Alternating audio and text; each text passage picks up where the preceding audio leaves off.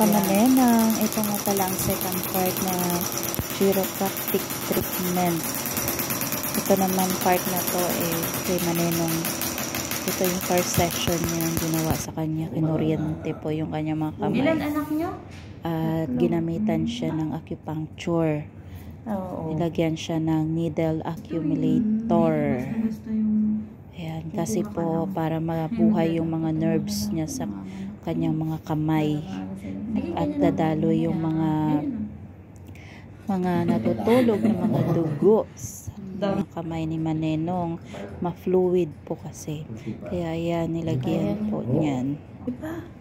Pinagana po yung needle stimulator. Nakita meme? Doon sa kaliwa. Hanggat makakaya niya yung lakas ng kuryente. At nilagyan na rin ng heater para ma-refresh. Ito, sabi niya, panghigop daw to ng mga lamig-lamig din sa mga kamay. Abangan nyo yung third part.